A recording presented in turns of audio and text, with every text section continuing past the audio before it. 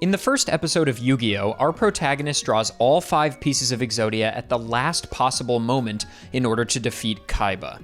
And according to more than one character in this episode, nobody has ever successfully played Exodia before. But that begs the question, just how lucky was Yugi's duel against Kaiba? Just how powerful is the heart of the cards?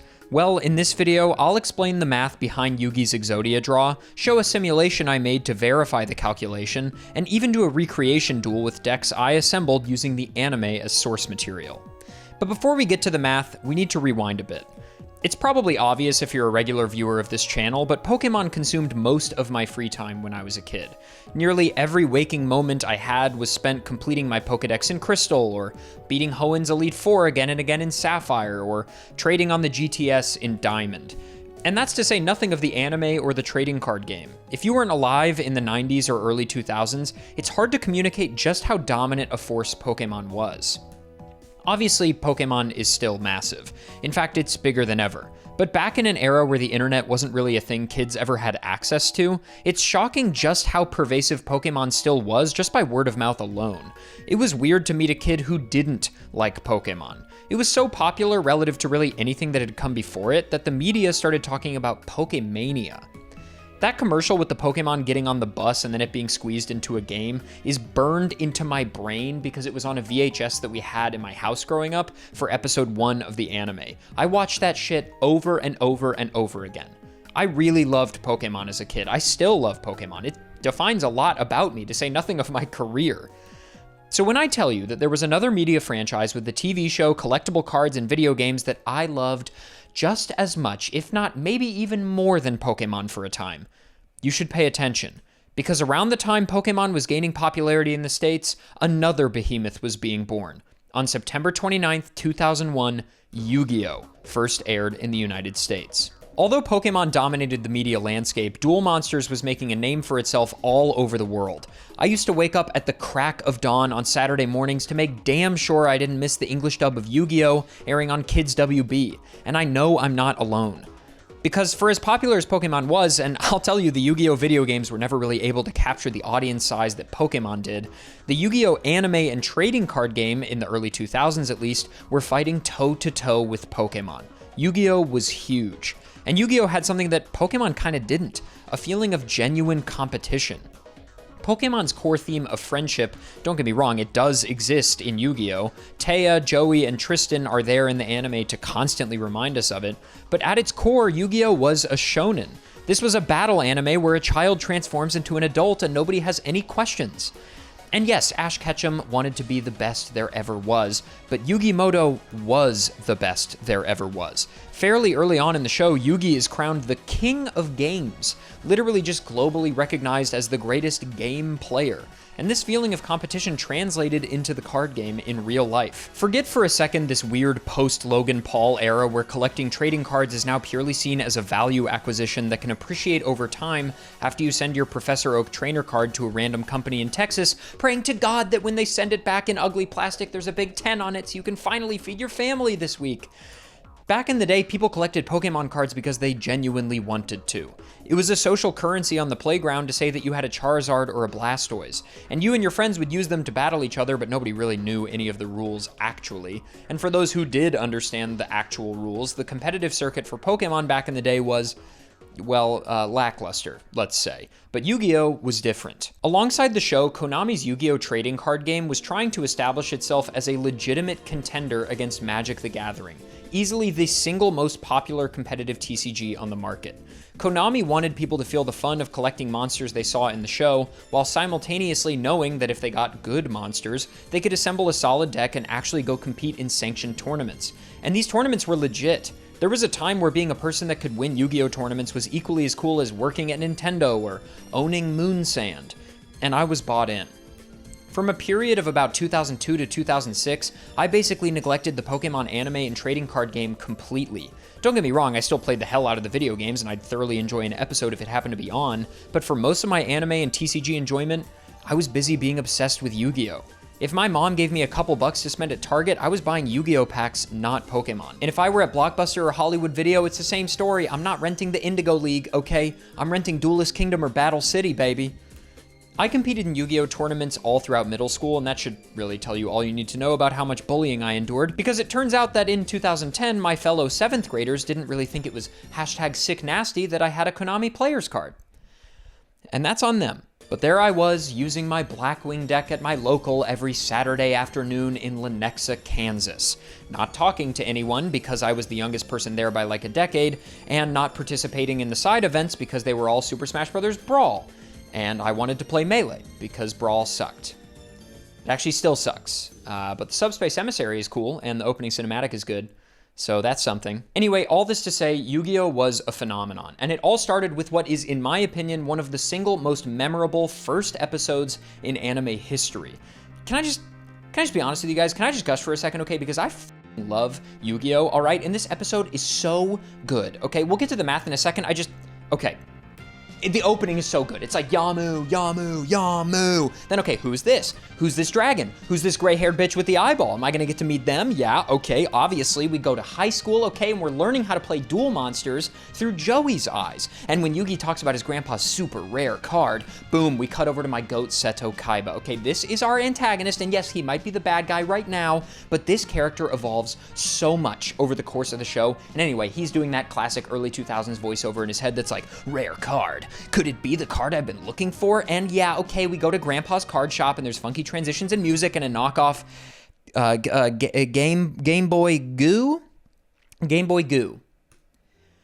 Anyway, and Yugi's 3'4" grandpa shows them his Blue Eyes White Dragon, and this card design is so sick. Grandpa says there's only 4 in existence, it's so good, and Kaiba bursts in, and he's like, how much for the Blue Eyes, old man? And of course, it's not for sale, even with all these cards Kaiba presents. This is foreshadowing, okay? It's not for sale. We cut to Kaiba in the car, he's brooding, and he tells his goons to go over to the grandpa's card shop and pick him up and bring him back for a duel, so Humpty Dumpty shows up to the card shop and tells Grandpa that Master Kaiba wants to duel. And Grandpa refuses, and then Egg Boy retorts with, I'm afraid I must insist. So they kidnap this old man to force him to play a card game against a child millionaire, and when Yugi and his friends show up to try to save the day, it's already over. Off-screen, Grandpa dueled Kaiba, lost, and they had staked their rarest cards on it, so Grandpa loses his Blue Eyes to Kaiba, and wouldn't you know it, Kaiba rips that shit in half. When I tell you that like 5-year-old me was like this, I might have cried. I'm gonna be honest with you, I might have cried, okay? Grandpa gives Yugi his deck, and Yugi goes to challenge Kaiba for his grandfather's honor, while the rest of the gang takes Yugi's grandpa to the hospital because he's old and he's hurt. He got hurt playing a card game. Do you wanna know why? Because the monsters are real, okay? You must understand, if you were a child when this came out, this is peak. There is nothing greater than this, okay? The hologram system makes the monsters look real, and they have unique interactions with every card in the game, which would be a ridiculous if-then tree to program, but it exists in the show, so deal with it, okay? And I'm convinced that if this were real technology, if Yu-Gi-Oh! In the real world here on Earth right now could be played like this, it would be the biggest sport in the world. Anyway, so over the course of the duel, we find out that Kaiba has the other 3 Blue Eyes White Dragons in existence. He ripped the other one in half because he doesn't want anyone to use it against him. So Yugi is getting smoked in this duel, but by believing in the heart of the cards, something his grandpa told him is real, and helps you draw successfully to win duels in this children's card game, he eventually draws all 5 pieces of Exodia the Forbidden One. If you have all 5 unique pieces of Exodia in your hand simultaneously, you automatically win the duel. But in a 40-card deck with only 1 of each piece, it's pretty unlikely to ever be in a game state where you have all 5 at the same time, since you also need to be playing other cards to defend yourself and attack to last that long. But Yugi does it. He screams Exodia obliterate after believing in the heart of the cards, Kaiba turns into a skeleton for some reason, and then Yugi uses ancient Egyptian brain magic to obliterate Kaiba's soul. It's a normal television show for normal children. Okay, but how lucky was this Exodia draw? I know a lot of you at this point are gonna be like, wow, is he finally done rambling about all that garbage we don't care about? Let's get to the math already, YouTube boy. But can we I don't care about you or that opinion, okay? Because I have a platform and I wanted to talk about Yu-Gi-Oh! And so I did, and now we're here, and you already made it this far in the video, so why don't you just grow up and watch the rest. Anyway, so Yugi is using his grandpa's deck, right? Which originally had, let's assume, 40 cards, which is the minimum and the usual staple amount to run as a competitive duelist. And Yugi's grandpa is supposedly a great duelist, so we'll assume a 40-card deck. However, just before this duel begins, Kaiba ripped up the Blue Eyes from Grandpa's deck, and then no time passes before Yugi's grandpa gives Yugi his deck and tells him to go battle that other teenager over there. So Yugi, in my opinion, is dueling with a semi-illegal, but whatever, 39 card deck here. We don't ever see an extra deck exchange, and I'm working off what the episode actually shows me. For the duel itself, it's a little hard to count the exact number of turns because there are a lot of montage sequences where Kaiba's monsters are destroying Yugi's, but I think they do show us a still every time a monster is actually destroyed, so we can use that to loosely count the number of turns. Based on my count, this duel lasts 12 turns. It's on the 12th turn that Yugi draws the final piece of Exodia after believing in the heart of the cards. So how lucky is this draw? Well, the math is actually fairly simple. In Duel Monsters, you start with a 5-card hand, and on each of your turns you draw 1 card. So on his 12th turn, Yugi draws his 17th card, 5 at the start and 1 for each of his 12 turns. We could calculate the odds of Yugi drawing the Exodia pieces exactly when he drew them, but that's not very generalized and is sort of a dishonest look at the actual odds. In theory, Yugi could have drawn all 5 pieces on turn 1, or drawn 4 pieces at the start and his 5th piece on turn 8. So broadly, to understand how lucky Yugi actually was, we need to know how many possible winning scenarios exist up to turn 12, which is the turn in which he would have lost if he hadn't drawn the final piece. With a lot of different combinations for a probabilistic situation like this, we have to use a fairly specialized distribution. In the past on this channel, I've talked about the binomial distribution, but the binomial distribution doesn't really work here because it calculates the probability of getting the draws you want with replacement, meaning you put the cards back in your deck after each draw. We need a version without replacement, since in Yu-Gi-Oh! You don't put cards back in your deck after drawing them. For that, we use something called the hypergeometric distribution. This distribution is computed using a combination of, well, combinations. The main arithmetic tool being used here is called a combination function, sometimes colloquially called a choose function. The choose function describes the number of unique sets of a certain size that can be taken out of a larger group. The choose function is often shown as little number, capital C, little number, but more commonly in more strict maths applications, it's shown like this. First number on top of the second inside of brackets. It sort of looks like a fraction, but with the dividing bar removed. And by using several of these combination functions together, you can derive the hypergeometric distribution. This distribution computes the probability of a number of successes in a certain number of trials with replacement, given you already have some detailed information about your sample. So this is a very specific tool, but it works really well for this specific application. We need to know how many cards in our deck constitute a success, that's big K. We need to know how many of those successful cards we want to draw, which is little k. We need to know the total sample size of our deck, big N. And we need to know how many draws we will make, little n. We need to draw all 5 unique Exodia pieces from our 39 card deck within only 17 draws. Since we want to draw all 5 of our success condition cards, big K and little k are the same. That actually makes the math slightly easier because any number choose itself is 1. This expression gives a result of about 1.07%, which means Yugi only draws Exodia here about 1 in 100 duels. 99 times out of 100, Yugi loses this duel with Exodia as his win condition. But can we trust this number? Well, if you're not sure if your probability math is correct, you can always do some actual trials to see if reality matches the theory. I wrote some quick and dirty Python code that simulates this duel. This is just a snippet of the script I wrote, but it has Yugi's 39 card deck loaded into a list and simulates the 17 draws. Then it can repeat this simulation as many times as I want, and it reports back to me the number of successful duels and the number of unsuccessful duels. Basically, how many of our trial duels do we draw all 5 pieces of Exodia? To truly see if your theoretical value is accurate, you need to perform what is known as a statistically significant number of trials. This is sort of an ambiguous concept to describe, but it's actually pretty intuitive to understand, I think. Basically, the bigger the better. If you flip a coin 4 times and you land on heads 3 out of the 4 times, you might have evidence to suggest that the probability of getting heads on a flipped coin is 75%. Of course, everyone would know you're not really that bright, but if you flip the coin 100,000 times, you might wind up way closer to the actual probability of 50%. Basically, with a larger sample size comes more empirical certainty. And with my Exodia script, you can see this happen in real time. I started with 10,000 duel simulations. That certainly feels like a lot, but the number of duels where Yugi won was 1.05%. Not super far off from our expected result of 1.07%, but not quite there. After 100,000 simulations, I've overshot it. Then after 1 million simulations, we're back under again, but we're definitely getting close. but after 10 million simulations, we're finally within just 1/100%. And finally, after 100 million simulations, which genuinely took my computer over 10 minutes to compute, because again, this Python script was written in like 20 minutes, and I'm also not very good at coding. Boom. 1.07%, basically on the dot. In fact, this number is accurate to 4 significant figures on our expected result. And if I had the patience to run like a billion sims, we'd probably get even closer. So our hypothetical value and our experimental value match. That gives me enough certainty to say for sure that Yugi's odds are about 1.07%. But an important thing to note here is that the actual number I think should probably be a bit less than 1.07%. After all, yes, it did take 12 turns for Yugi to draw Exodia, but he also had to stay alive that long, meaning he had to draw other cards strong enough to maintain his game position for 12 turns.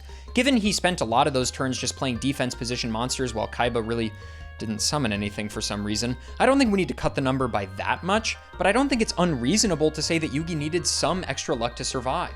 Maybe only half of the 1 in 100 successful draws actually lasts 12 turns. So it's possible the actual number is something more like 0.5%, or 1 in 200 duels, or maybe even lower. But even after I did all that work, figured out the numbers, put together this presentation for you all, I was still left with one question. Could this deck work in practice? Even if you don't draw Exodia, could you still win? I mean, Kaiba had to get lucky as well to draw all 3 Blue Eyes cards, right? I don't think he needed all 3 to win by any means, but drawing all 3 Blue Eyes in 12 turns only happens about 7% of the time. So given that neither side of this duel really wins automatically even a tenth of the time, how would this duel play out if done over again? Well, for that, we're going to need to recreate these decks in real life.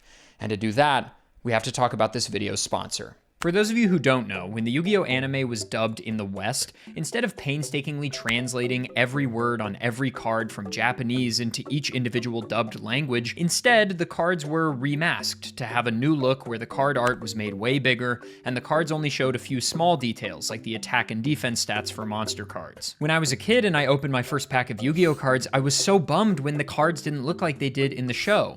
I understood why that was the case. Obviously, it's a really high barrier to entry to play the game if for in-person duels and tournaments, both sides of the duel have to just know every card effect by heart because you can't read the effect on the card.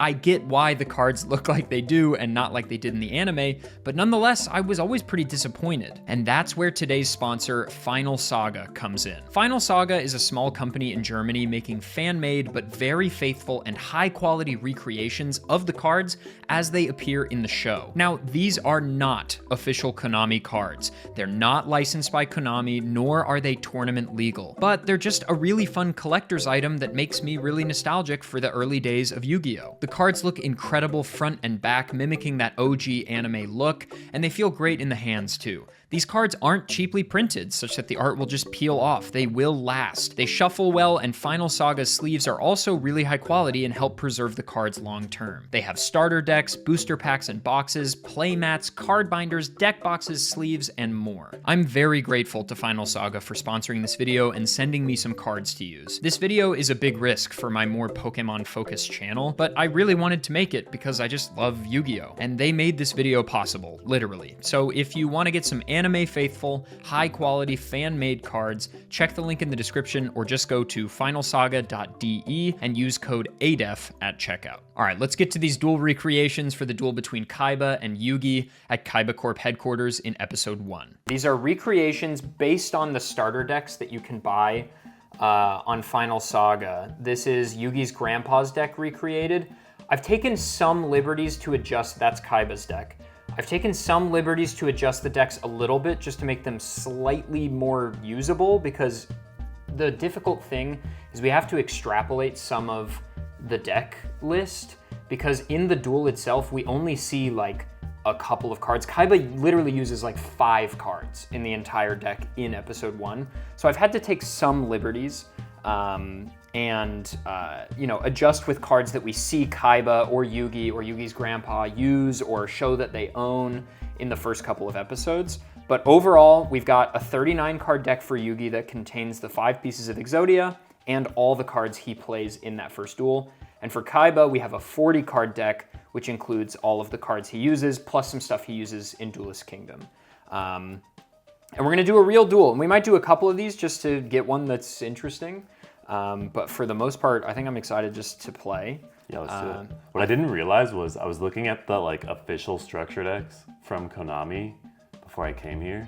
I didn't realize Yugi and Kaiba had so many like of the same cards. Like you'd expect like Monster Reborn and Polymerization and stuff, but even monsters, there's like random monsters that they both have in their decks.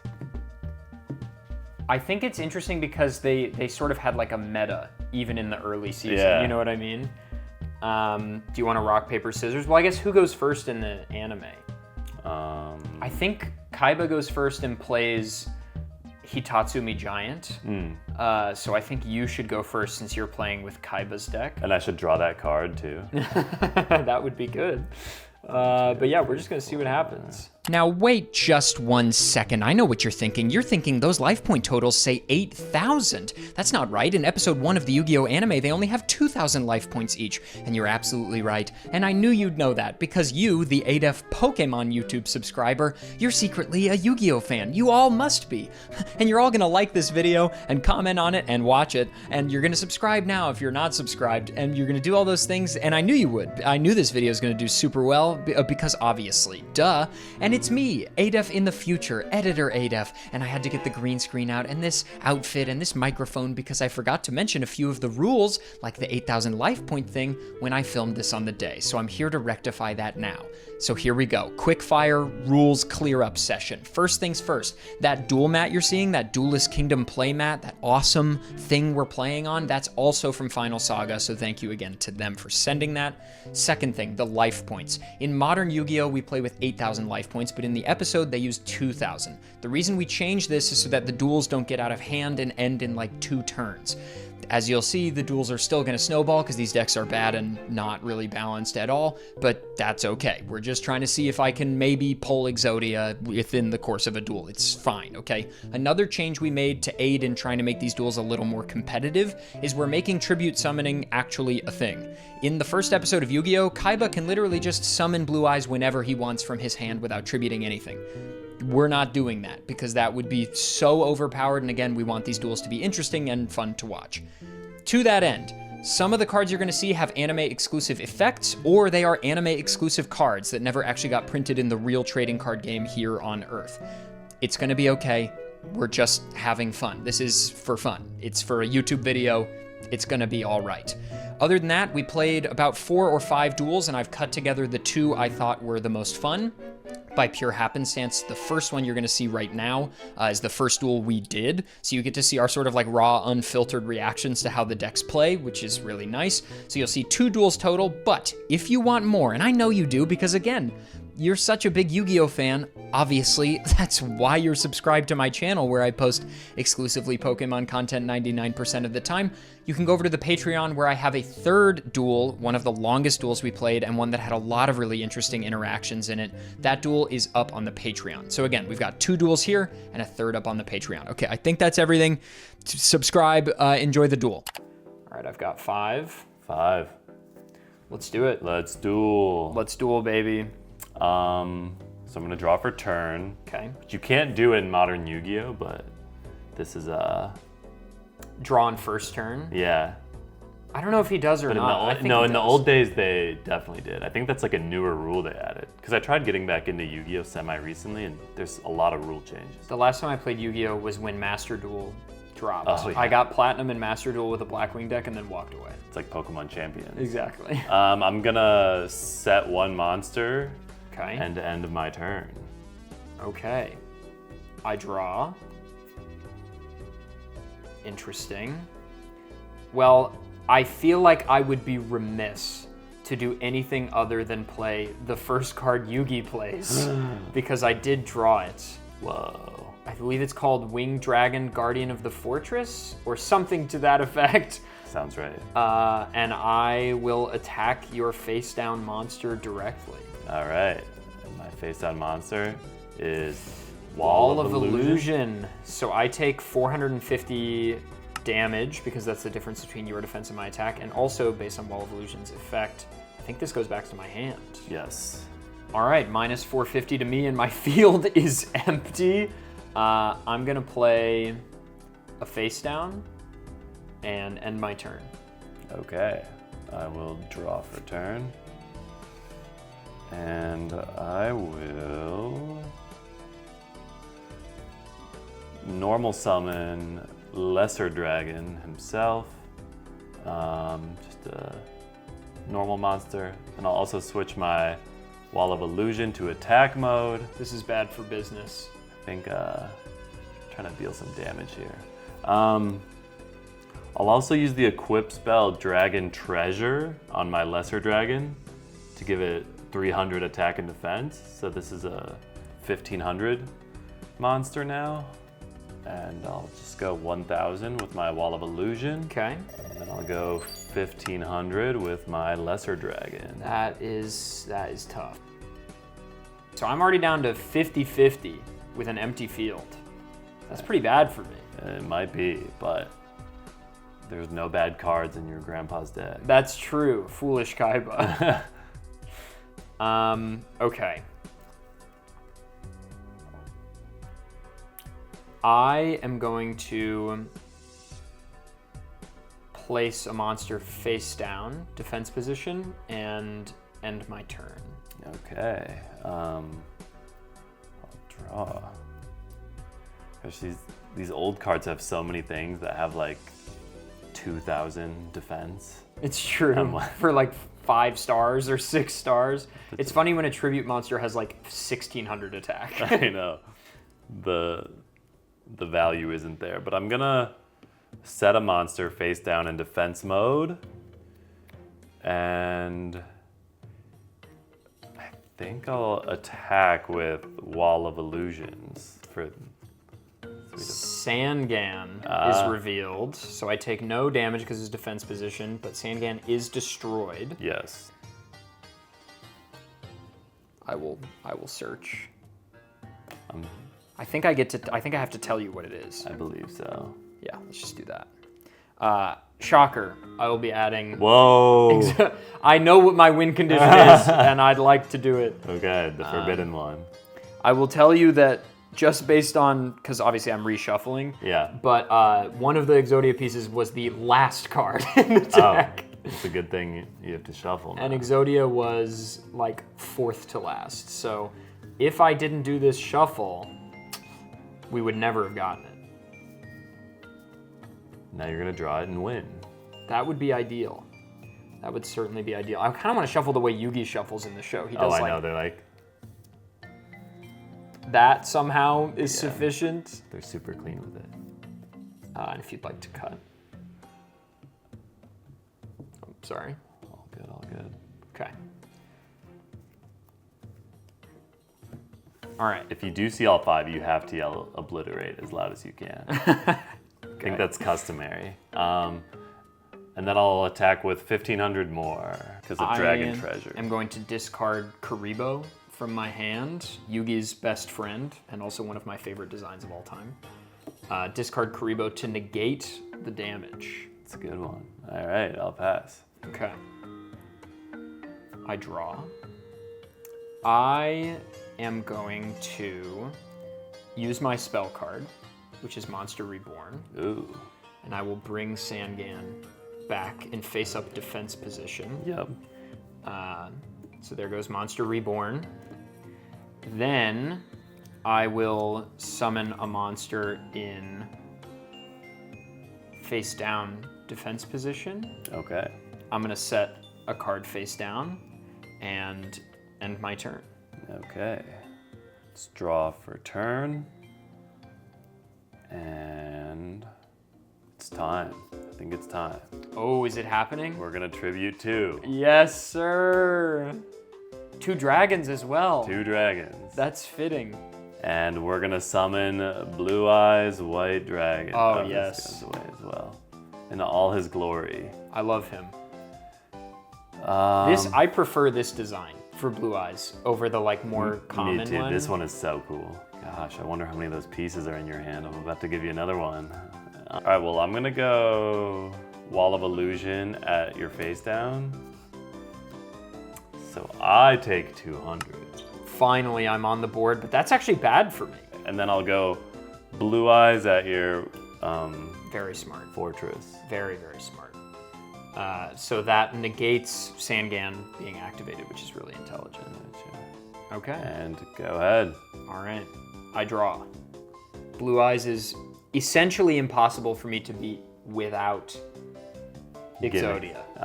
Without Exodia, there's really no counterplay, which is exactly the situation Yugi encounters in the show, right? I am going to play Feral Imp in attack mode. Ooh. And I am going to attack Wall of Illusion.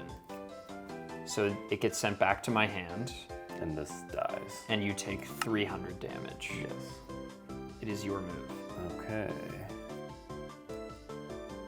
I'll set one monster, and I'll attack your Sangan with my Blue Eyes White Dragon. Okay. I think you know what happens next. Yep. Well, it was the bottom card again. So it's a good thing I milled for it, or search Wonder scry. how many mill? were here? Wow, that was, we would literally never have gotten there. But who knows how many I now hold? You don't know. Exactly. I could have many of them. Could be 4 to 5. Could be. It's definitely not 5, you know that. Yeah. Because the duel would be over.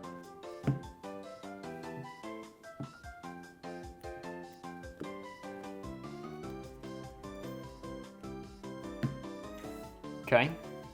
I'll be done after that. Okay. Draw. I will play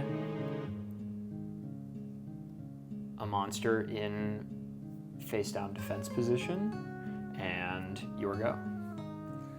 All right. I'll draw for turn.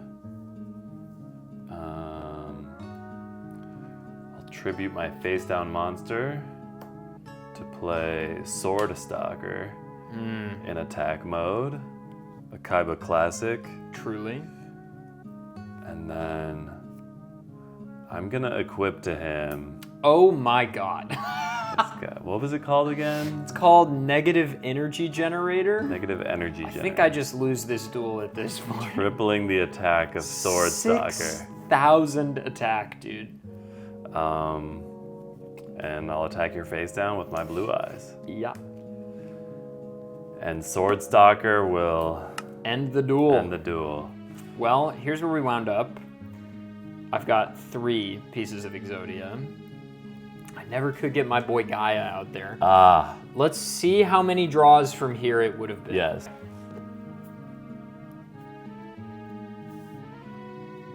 Ooh, it's a lot of turns already. And also Pot of Greed nowhere to be seen. Oh my god. Swords would be nice. Is it literally going to be the last 2 cards in the deck? Okay, there's one.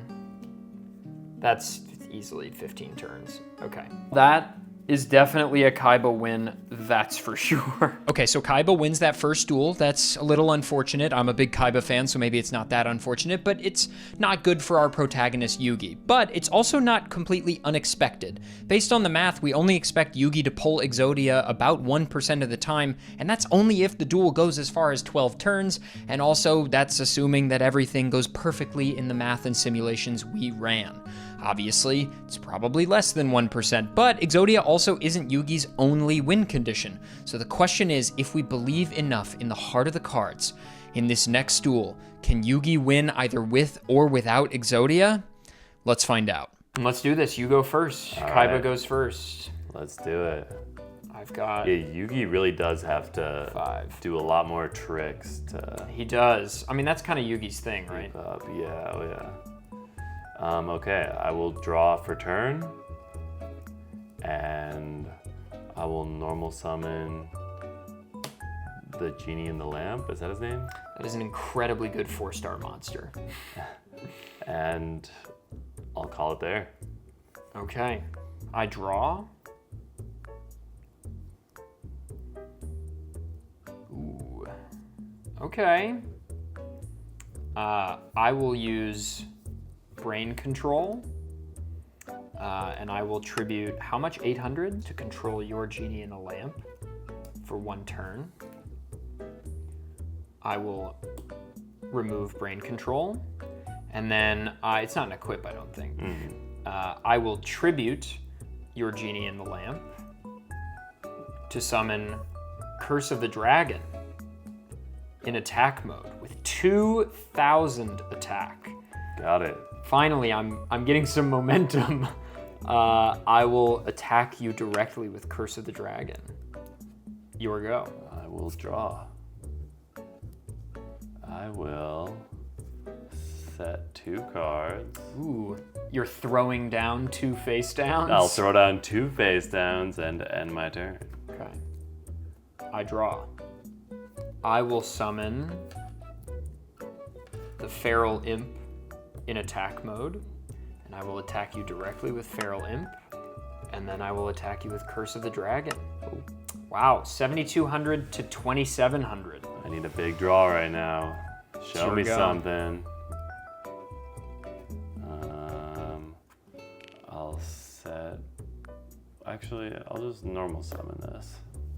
Okay. And end my turn. Interesting. Normal summoning instead of setting. What could he be plotting with those face downs? I am going to summon the obnoxious Celtic Guardian in attack mode, and I will attack with Curse of the Dragon against your Thanos. Red Thanos. On your Curse of the Dragon's attack, that is not the right card. You were correct. What? Card Crush Virus? No. Card Crush Virus. I will tribute my imp thing to look at your hand. Here you go. Oh, bunch of weenies. Well, 1 Exodia piece. And an Exodia piece. But it does destroy this. Yeah, so I'll destroy your Curse of the Dragon. I know that I could win on this turn, but I think... You don't know what I've said? You don't know what I've said? That's true. Okay, because I don't know what your face down is, and because I really would like to play with Exodia specifically, even though this would win, I'm a little scared of that face down, so I'm going to switch Obnoxious Celtic Guardian to defense mode since he becomes unkillable by anything 1900 or more when he's face up. Right. So that means I would take no battle damage either. And I'm just going to attack with Feral Imp. And I have to take it. Okay, so I could have won. So you take 1,300, you're left with 1,400 exactly, so I could have won, but I think we want to play to Exodia, so I'm going to let you go. All right, I will draw for turn. Oh no, oh no. Did it happen? I finally will play my spell card, Polymerization. And using my Polymerization, I will summon not 1, not 2, but 3 Blue Eyes White Dragons to summon Blue Eyes Ultimate Dragon. That is ridiculous Which that is you just... I don't know how I just cold through these. That's ridiculous that was basically just top deck. That's more or less top deck. Wow, okay, you've got Blue Eyes Ultimate on the field. Luckily, I have some defense against Blue Eyes. Yeah. So that's good, but... But the Feral Imp will be a liability. Okay, so I take Some quick math. 3,200. We've got a duel here. Now it's a duel. 4,000 to 1,400. We've got a duel going. Now it's a duel. I will pass my turn. Okay, I draw. I will place a monster in face down defense position, and I will throw down a face down. In the words of Jaden Yuki. Throw down a face down. It is your go. I will draw for turn. I have nothing I can play, but I can set this down. And I should attack your face down with my Blue Eyes Ultimate Dragon. Foolish Kaiba. No. You've revealed my trap card, No. Widespread Ruin, which when a monster on your side of the field declares an attack, I destroy the monster on your side of the field with the most attack points. Okay. That is only 1 monster. Blue Eyes is out of commission. Goodbye. Yeah, that's That's my turn. Blue Eyes Ultimate off the field. I've perhaps avoided destruction. I draw. I feel I would be remiss. This isn't winning with Exodia, but it is a very fun way to win. I don't know what that is, but I will play Monster Reborn and take your Blue Eyes Ultimate Dragon for my own and summon it in attack mode. I will switch Obnoxious Celtic Guardian to attack mode. I would attack with this and it would win, but that is no fun. That is no fun whatsoever. I will attack your life points directly with Blue Eyes Ultimate Dragon. But wait. Ah. But wait. I have a blessing on the skull. But I only gain 300, 600, 900 life points. Wow. Shout out Monster Reborn. Shout out Monster Reborn, one of the most broken cards in the brain history control of the game. put me behind for a while too. The brain control helped a lot. Okay, so I think in summation, yeah, we dueled several times with varying rule sets. I won 1 out of the 4 or 5 duels we did. Yeah. And I think the bottom line is that Yugi has to draw pretty luckily, whereas Kaiba does not. I think Kaiba's win condition is much easier to reach most of the time, because I don't think Blue Eyes Ultimate is a necessity for you to win. Obviously, I don't need Exodia to win, but it's very helpful. So I think that your deck overall is stronger. Yeah, I think it's just like a matter of consistency. Alex, thank you for joining me again. Alex, where can people find you? What are your socials? I go by Thwack online, like the sound effect. Thwackify is the handle on YouTube and Instagram. You'll see my stuff there. You can find Alex's links in the description. Alex, thank you for dueling with me. Thanks for having me. Yeah. Thank you so much for watching, and I really hope you enjoyed. Obviously, this video is a pretty big shot in the dark for me. It's not Pokemon, it's something completely different, so that's a risk, but I also took a lot of creative risks in this video, and I just decided to make some artistic decisions, some stylistic choices that I've wanted to make for a while that have been creatively inspiring me, but were sort of a risk in other projects, and I really hope you enjoyed. If you did, let me know. If there were things you thought could work better, also please let me know. This is a really collaborative process at the end of the day, and part of that is made true by the fact that risks like this and videos like this are only possible because of the support I get on Patreon. So thank you to everybody over on the Patreon. You can check the link in the description if you want to join and help out. It truly, again, allows me to take big risks and make videos I otherwise wouldn't be able to. So yeah, thank you so much for watching. If you enjoyed and you're not subscribed, please click subscribe. It takes 2 seconds. And I've got some awesome videos in the pipeline that I can't wait for you to see. And I'm going to continue taking big risks because, I don't know, why not? That's the point of being alive, in my opinion. This got really deep. This is the end of the YouTube video. Bye-bye.